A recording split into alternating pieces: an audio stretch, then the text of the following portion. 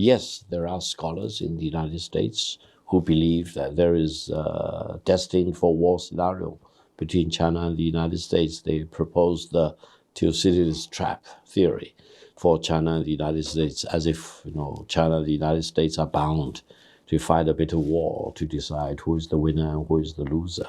And then you also mentioned the distinguished professor who believes that the Western Hemisphere versus the Eastern Hemisphere need to be dominated by one country and the other country. This is completely against what China believes. First of all, I think between China and the United States, war is not an option and should not be an option. This is not only my view, it was the well-tested view of the former Secretary of State, Dr. Henry Kissinger, before he died. He kept saying war is not an option between China and the United States. If war breaks out, it will be mutual destruction. What's the fun of that? And I came up with my own theory. It's called the inevitability of peace between China and the United States.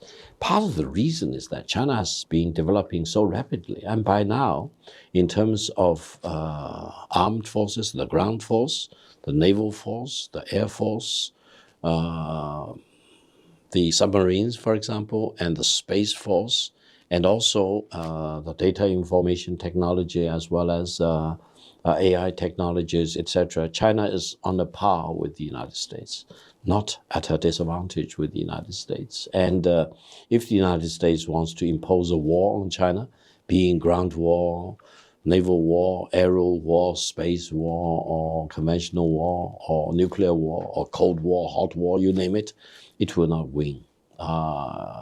It most likely will be mutually destructive. And it will be highly against the fundamental interests of the American people as well as of the Chinese people. That gives me enough confidence to say that between China and the United States, whatever problems we are, and indeed there are lots of problems, which need to be solved.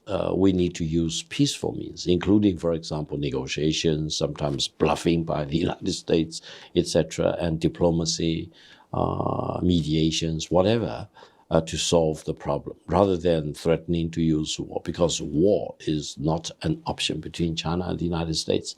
And China keeps sending messages to the United States that if you want to impose war, you actually invite war to your homeland. And even though I do not want to make that point, but I truly believe in what President Putin and the Russian leaders say.